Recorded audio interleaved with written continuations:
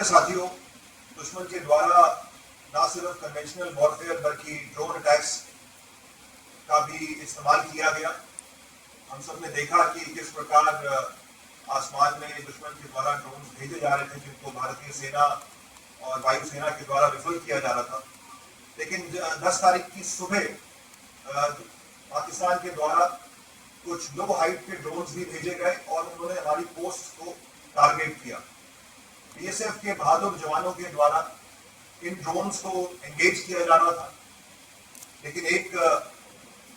अनहोनी हुई जिसमें हमारे एक पोस्ट कमांडर बहादुर सब इंस्पेक्टर मोहम्मद इम्तियाज, उनके साथी कांस्टेबल दीपक और आर्मी के एक नायक सुनील कुमार, ये तीनों ही एक ड्रोन का जो मुकाबला कर रहे थे उसको ध्वस्त कर रहे थे। तो ड्रोन के द्वारा पेलोड ड्रॉप किया गया और शेयरिंग भी उस समय चल रही थी और उसमें ये तीनों हमारे सेनानी वीर गति को प्राप्त हुए। लेकिन बीएसएफ ने हौसला नहीं हारा और उस पोस्ट में और उसके आसपास की पोस्ट में हमारे जवानों ने डटकर दुश्मन को जवाब दिया और उसी का ये परिणाम था कि पाकिस्तान ने सियालकोट की इस बॉर्डर बेल्ट में दुश्मन को भारी नुकसान पहुंचा है। उनकी कम्युनिकेशन लाइंस को नुकसान पहुंचा है, उनके एडवांस सर्वेलेंस इक्विपमेंट को नुकसान पहुंचा है, उनकी पोस्ट को भारी नुकसान पहुंचा है। और जैसा हमने आपको बताया कि हमने उनके टेरर लॉन्च पैड्स को भी ध्वस्त किया है, जिसमें लूनी, मस्तपुर और चकबूरा जो कि सांबा क्षेत्र के सामने है, ये प्रोमिनेंटली फिगर होते हैं। हमारे जो दो बहादुर सीमा प्रहरी शहीद हुए हैं, तो उनकी याद में हम अपनी 2 सीमा चौकियों का नाम उनकी याद में रखेंगे। इसके साथ साथ सांबा क्षेत्र में हमारी एक सीमा चौकी का नाम हम सिंदूर रखने का प्रस्ताव हमारे बल मुख्यालय और सरकार को भी भेजेंगे। इस पूरे घटनाक्रम में साथियों, बीएसएफ तो प्रथम पंक्ति पे मौजूद ही थी और लेकिन हमें भारतीय सेना का भी पूरा सहयोग मिला। इसके साथ साथ बीएसएफ के द्वारा सिविल एडमिनिस्ट्रेशन के साथ, जम्मू कश्मीर पुलिस के साथ भी और इंटेलिजेंस एजेंसीज के साथ भी समन्वय बना के रखा गया और उसी का ये एक परिणाम है कि जम्मू की इस बॉर्डर बेल्ट में किसी भी प्रकार का सिविलियन नुकसान नहीं हुआ, सिविलियन एसेट्स डैमेज नहीं हुए और हमारे भी सारे जो एसेट्स थे 7 तारीख की रात को, 8 तारीख की रात, 9 तारीख, 10 तारीख की रात को साथियों और दिन में भी हमारे बॉर्डर पे जो एसेट्स हैं, जैसे कि बॉर्डर फ्लड लाइट्स जिससे रात को हम पूरे बॉर्डर को चकाचौंध रखते हैं, हमारी हाई मास्ट लाइट्स, हमारी बॉर्डर फेंस, सीमा सिक्योरिटी के लिए जो फेंस लगी हुई है, जो कि एक तरीके से हमारे बॉर्डर मैनेजमेंट की जान है, वो इंटैक्ट रही और हमारे सर्वेलेंस इक्विपमेंट जो हमने हजारों की संख्या में पाकिस्तान की ओर लगा रखे हैं, वो भी सारे के सारे इंटैक्ट रहे। तो कुल मिला के साथियों हमने पाकिस्तान को काफी नुकसान पहुंचाया है और साथ में हमने अपने एसेट्स को भी बचाया है। इस पूरे प्रकरण में साथियों बीएसएफ की महिला शक्ति ने बढ़ चढ़ के हिस्सा लिया। हालांकि महिलाओं के पास ये ऑप्शन था कि वो अगर चाहती तो बॉर्डर आउटपोस्ट से रिलोकेट होके पीछे हेडक्वार्टर्स में आ सकती थी, लेकिन हमारी इन बहादुर महिलाओं ने इस बात को चुना कि वो आगे फॉरवर्ड ड्यूटी पोस्ट में रहकर, सीमा चौकियों में रहकर अपने पुरुष कार्मिकों के साथ कंधे से कंधा मिलाकर इस आपदा का सामना करेंगे और उसी का ये परिणाम रहा कि हमारी कुछ बहादुर महिलाओं ने इस प्रकरण में पोस्ट को कमांड किया। असिस्टेंट कमांडेंट नेहा भंडारी हमारे बीच में यहाँ बैठी हुई है। इनके साथ साथ हमारी कुछ ऐसी भी महिला कर्मी है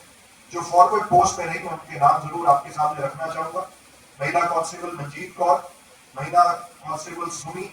महिला कांस्टेबल मलकीत कौर, महिला कांस्टेबल ज्योति, महिला कांस्टेबल संपला एवं महिला कांस्टेबल स्वप्ना। इन सभी महिलाओं ने आगे आईबी के बिल्कुल नजदीक रह के दुश्मन की पोस्टों के ऊपर फायर खुला है। इसके साथ साथ साथियों, जैसे मैं बता रहा था कि हमारे कुछ ऐसी पोस्ट भी हैं जो कि हमारी तारबंदी से आगे है, और वो आगे इसलिए है क्योंकि हम अपनी हर एक प्रत्येक इंच की रक्षा करना चाहते हैं। तो ऐसी पोस्ट को कमांड कर रहे थे समय हमारे असिस्टेंट कमांडेंट कुलदीप, जो कि यहाँ प्रेजेंट है, और अभी कुछ क्षणों के बाद ये आपको बताएंगे कि किस प्रकार इन्होंने भी पोस्ट में आगे रहते हुए अपनी कंपनी को कमांड किया और दुश्मन के मंसूबों को विफल किया। साथियों, इस ऑपरेशन सिंदूर में जम्मू के इस इलाके में और एलसी और आई तो जैसे आज साहब ने बताया काफी इनपुट्स हमारे पास थे, भारी जमावड़ा जो उग्रवादियों का सियालकोट एरिया में जो इनके लॉन्च पैड है तो वहाँ पे है। तो हमने 10 बजे के आसपास हमारे जो सर्वेलेंस डेस्क हैं उन्होंने इनका मूवमेंट को डिटेक्ट किया एडवांस में, और 45-50 के आसपास का मूवमेंट ये था जो बॉर्डर की तरफ बढ़ गया। उस समय अंदेशा एप्रिशिएशन यही था भी या तो ये इन्विटेशन करेंगे या हमारे फॉरवर्ड के बंकर जो उनका नुकसान बचाने की कोशिश करें। तो इस पर कॉल लिया गया तो प्रीएम्प्टिव हमने उनको स्ट्राइक किया, जिससे भारी नुकसान उनको हुआ, उनका मूवमेंट जो है स्कैटर हुआ उस एरिया में। एंड जैसे हमने पहले से एक्सपेक्ट किया था तो उनके कुछ पोस्टों ने बीएसएफ की ड्यूटी पर काफ़ी हैवी फायरिंग उन्होंने शुरू कर दिए, जिसका रिटेलिएशन माकूल तरीके से दिया गया। ऑलरेडी प्लान था कौन सी पोस्ट में किस वेपन से हमने उसको चैलेंज करना है, it was already plan. And बहुत अच्छा जवानों ने जो है उनका मुकाबला किया। मॉर्टर जेट्स का जो फायर बहुत स्किलफुल और बहुत ठीक फायर था, जिसके कारण वो पोस्टों से भागते भी दिखाई गई, जैसे आपने वीडियो में देखा है, अपने पोस्ट छोड़ छोड़ कर भागने लगे। और जो मूवमेंट पूरा उनका स्कैटर हुआ, जो इनपुट्स हैं काफ़ी उनके लोग हताश हुए इस इलाके में, टेररिस्ट भी और कुछ लोकल भी और कुछ आर्मी और रीजन।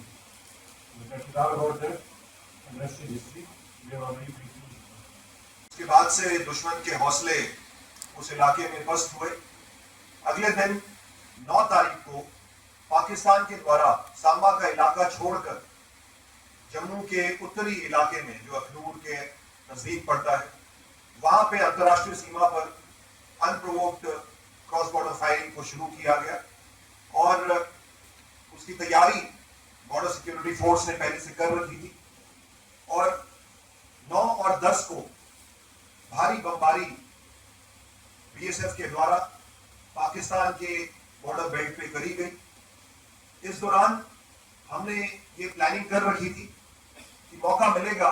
तो अंतर्राष्ट्रीय सीमा के नजदीक जो आतंकवादी लॉन्च पैड्स हैं उन पर भी बीएसएफ के द्वारा हमला किया जाएगा। और इसी घटनाक्रम में 9 और 10 की रात को बीएसएफ के द्वारा लश्कर ए तौयबा के एक लॉन्च पैड जो कि पाकिस्तान में स्थित है, जिसका नाम लूनी है, जो महज अंतर्राष्ट्रीय सीमा से 3 किलोमीटर के फासले पे है, उस पे बीएसएफ के द्वारा एक सुनियोजित योजना के तहत हमला किया गया। और इस घटनाक्रम के बारे में आपको और संक्षिप्त तौर पर अवगत कराने के लिए मैं अब अनुरोध करूंगा डीआईजी सेक्टर सुंदरबनी श्री वीरेंद्र दत्ता से कि वो आपको इस घटनाक्रम के बारे में। तारीख को जो इंसिडेंट हुआ था उसके बाद उन्होंने अपना मूवमेंट हमारी तरफ बढ़ा देखा। इसी संदर्भ में हमारे पास एक इंफॉर्मेशन आई थी जहाँ पे ये बताया गया था कि 18 से 20 मिनट का लूनी में होने का न्यूज है, और वो एक्सपेक्टेड था कि वो जो है क्रॉस बॉर्डर फायर का फायदा उठाते हुए वो इन्फिल्ट्रेट करेंगे, सो दैट बाद में जाकर इंसिडेंट के अंदर ये हमारी आप कोशिश करिए हमारे कंपनी को ये टारगेट कर सकें। ऑलरेडी लूनी हम लोगों ने टाइप कर रखा था, तो इमीडिएटली आईएसएस से गाइडेंस एंड डायरेक्शन के तहत ये पूरा प्लान किया गया, जहाँ पे कि हमने वोटर पोजीशंस को सिलेक्ट किया, बिकॉज इसमें हमने सरप्राइज सेटलमेंट को मेंटेन करने का प्रयास किया। तो इसमें हमने एक नहीं कम से कम 4 वोटर पोजीशन अलग अलग डायरेक्शन से किया, सो दैट एक पूरा कंफ्यूजन मेंटेन रहे। एट द सेम टाइम हमने जो साइमल्टेनियसली जो है फायर असॉल्ट प्लान किया, ताकि जो है हम बाकी जो पोस्टें हैं उनको भी एंगेज कर सकें ताकि वो किसी भी तरीके की मदद या हमारे ऊपर काउंटर अटैक ना कर सके। तो ये बहुत ही कोऑर्डिनेटेड बैकग्राउंड ऑपरेशन था जहाँ पे कि हमने 2 फेजेस में उसको किया ताकि हम मैक्सिमम जो है कैजुअलिटी इन्फ्लिक्ट कर सकें एंड वो हम अचीव भी कर पाए। लोनी प्रोजेक्ट से डिस्ट्रॉय हुए और उनको काफ़ी कैजुअलिटी का सामना करना पड़ा। ना सिर्फ उनको बल्कि जो डाइवर्जनरी टैक्टिक्स के तहत हमने उनकी यूपीज को एंगेज किया, उसके अंदर भी उनकी काफ़ी पोस्टेज पूर्णता सक्सेसफुल ऑपरेशन। बॉर्डर एसेट्स को नुकसान पहुंचाया, उसके बारे में बताने के लिए मैं अनुरोध करूंगा DIG sector headquarter Jammu Shri Chitrapal से कि वो आप सबको ब्रीफ करें। जैसा कि आईजी सर ने बताया है कि 9 तारीख की शाम को मेरे जो सेक्टर राजपुरा में काउंटर पार्ट की तरफ से बहुत ही टारगेट किया गया पोस्टों को, तो उसमें तकरीबन 9:15 बजे हमारी एक पोस्ट काउंटर पार्ट में फायर शुरू कर दिया। पहले उन्होंने फ्लैट प्रेडिक्टिव वेपन से फायर किया, उसके बाद उन्होंने मोटर से फायर किया और पिन पॉइंट वो हमारी पोस्टों को निशाना बना रहे थे। साथ में वो हमारे गांव को भी निशाना बना रहे थे, जिसमें एक इंटरसेप्शन में ये सुनने में आया कि वो बोल रहे थे कि अब्दुलिया को हिट करो, अब्दुलिया को हिट करो, क्योंकि ये अपना रेजिडेंशियल पूरा एरिया है, उसको हिट कर रहे थे। इसका हमारे जवानों ने बहुत ही मुस्तैदी से इसका जवाब दिया, फिटिंग उनको रिप्लाई दिया मोटर से और फ्लैट प्रोजेक्टिव वेपन से। सुबह 4:30 बजे करीब फायर थोड़ी सी उस समय कम हो गई थी और उस समय ड्रोन की एक्टिविटी उन्होंने बढ़ा दी और ड्रोन की जैसे एक्टिविटी बढ़ाई, फिर उन्होंने अकस्मात 5:15 बजे करीब दोबारा से उन्होंने सभी पोस्टों पर दोबारा फायर किया और हमारी बीओपी ने जो पोस्ट थी हमारी मोटर पोजीशन, उन्होंने मस्तूर जो काउंटर पार्ट के एरिया में एक लॉन्च पैड था उसको पूरी तरीके से उसको तबाह किया और बार बार ये उसकी खबरें आ रही थी कि ये लॉन्च पैड है, इससे वो अपने मिलिटेंटों को हमारे एरिया में भेजने की उससे कोशिश करता, तो उसको हमने बिल्कुल तबाह किया और उनकी पोस्टों को हमने टारगेट किया और उसमें उनकी पोस्टों के बंकर्स थे, उसके कम्युनिकेशन टावर्स, जिससे वो हमारे ऊपर निगरानी रख के और पिन पॉइंट फायर गिरा रहे थे, उनको हमने तबाह किया। और फायरिंग के दौरान देखा गया कि उनके जवान जो है पोस्टों से पीछे जा रहे थे दौड़ के और इंटरसेप्शन से लग रहा था कि उनको भारी इसमें फायरिंग में नुकसान हो रहा है। शांत आनंद है, मैं एक भारतीय पुलिस सेवा अधिकारी हूँ और लगभग पिछले 2.25 साल से मैं बीएसएफ में ऑन डिप्यूटेशन हूँ और 7 फरवरी 2025 को मैंने बीएसएफ के इस जम्मू फ्रंटियर की कमांड संभाली थी। आप लोग सब जानते होंगे कि बीएसएफ का एक बहुत ही गौरवशाली इतिहास रहा है। हमारे शूरवीरों ने इस देश के लिए बहुत सारे बलिदान दिए हैं और बीएसएफ की 1965 से जब इसका जन्म हुआ आज तक की जो पूरी यात्रा रही है, इसमें बहुत सारे ऐसे ओकेजन आए हैं, चाहे वो 1971 के युद्ध की बात हो जिसमें बांग्लादेश के जन्म में बॉर्डर सिक्योरिटी फोर्स का एक बहुत ही ऐतिहासिक और सिग्निफिकेंट भूमिका रही है। कारगिल युद्ध में बीएसएफ की एक बहुत सिग्निफिकेंट भूमिका रही है, महत्वपूर्ण भूमिका। उसके बाद ऑफ पराक्रम में जब फोर्सेस का मोबिलाइजेशन हुआ था लेकिन युद्ध डिक्लेयर नहीं हुआ था, उसमें भी बॉर्डर सिक्योरिटी फोर्स बढ़ चढ़ के सीमा की रक्षा कर रही थी।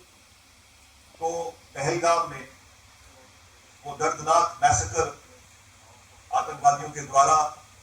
पर्यटकों के ऊपर करा गया, तो उसके बाद से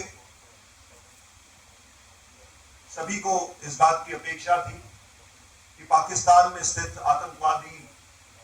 संगठनों के ऊपर भारत के द्वारा स्ट्राइक्स की जाएंगी। तो स्ट्राइक्स वर इमिनेंट और स्ट्राइक्स होते ही ये भी इस बात की भी आशंका थी कि पाकिस्तान के द्वारा रिटालिएशन भी करा जाएगा। तो 22 अप्रैल के बाद से तुरंत बाद से ही इस जम्मू के संवेदनशील क्षेत्र में जिसमें बीएसएफ की डिप्लॉयमेंट पुंछ में भी है, राजौरी में भी है, लाइन ऑफ कंट्रोल में हम भारतीय सेना के साथ कंधे से कंधा मिला के सीमा की रक्षा वहां पे भी कर रहे हैं और उसके साथ साथ जम्मू, कठुआ, सांबा के भी क्षेत्र में हम अंतर्राष्ट्रीय सीमा पे प्रथम पंक्ति के तौर पे बैठे हुए हैं। तो ऐसे परिस्थिति में हमने तैयारी शुरू कर दी कि अगर पाकिस्तान की तरफ से अनप्रोवोक्ड फायरिंग की जाती है बॉर्डर के ऊपर, तो बीएसएफ उसका किस प्रकार मुंह तोड़ जवाब देगी। जब ये घटना घटी 22 अप्रैल को, और उसके बाद से तारीख की रात को जब हम सीमा की निगरानी कर रहे थे और हमारे इलेक्ट्रॉनिक सर्वेलेंस इक्विपमेंट से हम सीमा की उस पार भी देख रहे थे, तो ये देखा गया कि पाकिस्तान की सियालकोट डिस्ट्रिक्ट के इलाके में, जो हमारे सांबा के ऑपोजिट लगता है, वहां पे एक बड़े समूह की मूवमेंट वॉच करी गई और लगातार उस मूवमेंट को हम ट्रैक करते रहे, और वो जो ग्रुप था वो अंतर्राष्ट्रीय सीमा के नजदीक बढ़ता रहा। रात का समय था, वहां का जो इलाका है वो अंडुलेटिंग ग्राउंड है, टूटा हुआ ग्राउंड है, उसका आड़ लेके ऐसा ये प्रतीत हो रहा था कि दुश्मन की ओर से घुसपैठ की कोशिश की जा सकती थी। बीएसएफ ने ये फैसला लिया कि जब तक ये समूह हमारी निगरानी में है, हम उनको अंतर्राष्ट्रीय सीमा को पार ना करने दें,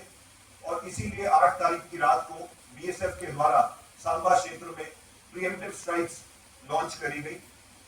प्रीएम्प्टिव स्ट्राइक्स को लॉन्च करते ही एक तरफ हमने दुश्मन को सरप्राइज कर दिया,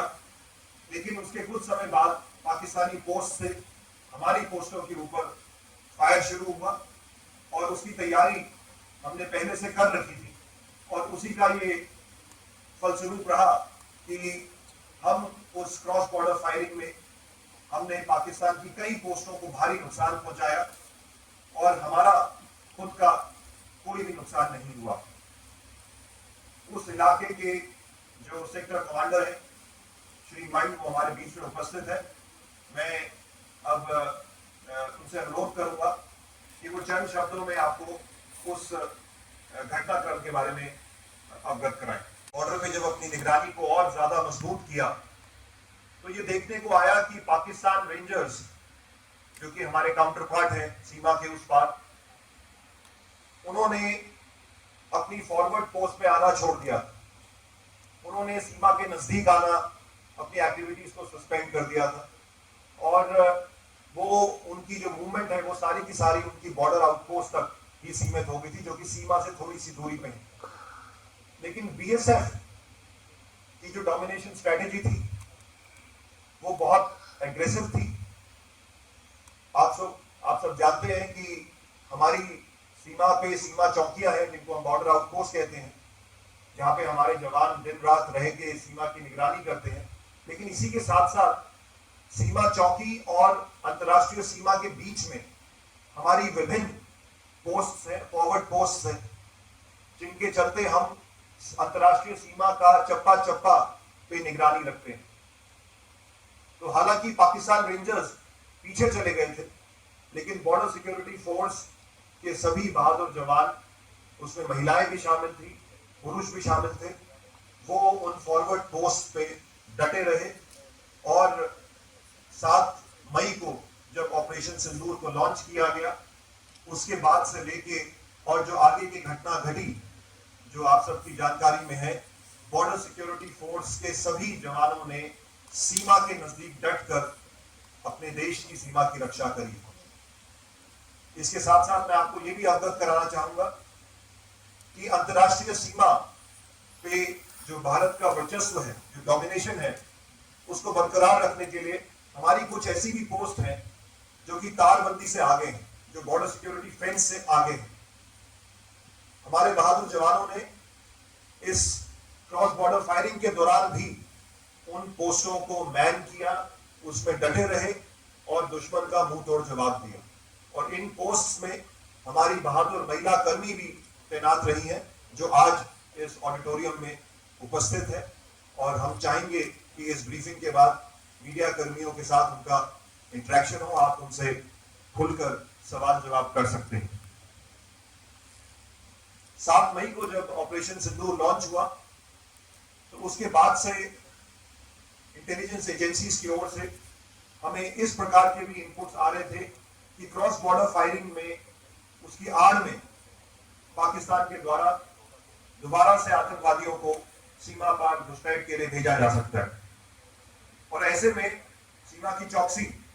बेहद जरूरी हो गई थी। अंतर्राष्ट्रीय सीमा पे जो घटनाक्रम हुआ उसके बारे में मैं आपको संक्षिप्त में अवगत कराना चाहूंगा। अगर आप ये वीडियो YouTube पर देख रहे हैं तो हमारे चैनल को सब्सक्राइब करें और बेल आइकन को दबाना ना भूलें। अगर आप Facebook पर ये वीडियो देख रहे हैं तो हमारे पेज को लाइक करें।